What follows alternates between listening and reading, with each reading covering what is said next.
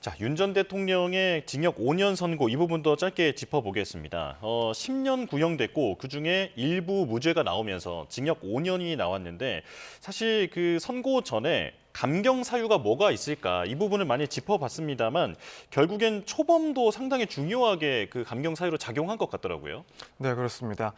사실 양형 이유를 서명할 때까지만 하더라도 상당한 중형을 선고할 것이다라고 예측을 하고 있었고 또 말씀하신 것처럼 본인에게 피고인에게 유리하게 적용될 만한 사정 자체가 뚜렷이 보이지 않는 사건이다 보니까 이 중형 선고는 불가피할 것이다라고 예측을 하고 있었는데 결과적으로는 그런 피고인의 유리한 사정 역시도 상당 부분 고려가 된 결과고 그중에서도 또 특히나 눈여겨볼 수 있었던 부분은 초범이라는 점이었습니다.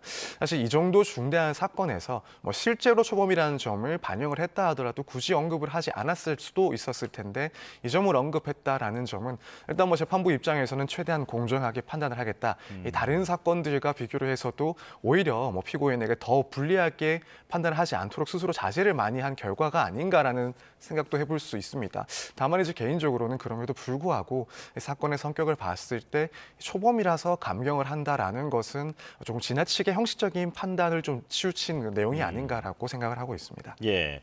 자, 이런 가운데 모레 한덕수 전 국무총리의 내란 방조 혐의 1심 판단이 나옵니다. 이번엔 내란 본류에 대한 판단이기 때문에 주목받고 있는 거죠? 네, 그렇습니다.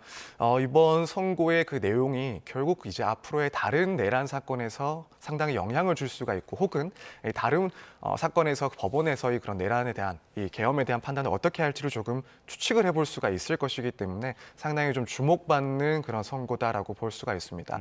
이제 한덕수 전 총리에 대해서 판단을 할 때 일단 논리적으로는 이 12월 3일에 있었던 비상계엄 자체의 성격을 어떻게 볼 것인지 여기에 대해서 이제 재판부에서 판단을 해야 됩니다. 그렇기 때문에 이 12월 3일 비상계엄에 대해 내란죄라고 내란에 해당을 한다라는 판단을 할지 혹은 그렇지 않을지가 상당히 좀 주목이 되고 있습니다. 예. 그래서 일단 지금 윤 전 대통령의 이제 특수공무집행 방해 선고에 있어서도 사실 어느 정도 이 계엄이 부적법했다, 실질적인 혹은 형식적인 요건들을 만족하지 못했다라는 점은 언급이 됐지만 이제 한덕수 전 총리에 대한 이 선고에서 이 계엄 혐의에 대한 구체적인 성격을 어떻게 규정한지 이 부분이 이제 좀 예상이 되기 때문에 이 다른 재판에 있어서도 마찬가지 판단을 내릴 가능성이 매우 높다라는 점에서 주목을 많이 받고 있는 그런 선고 절차입니다.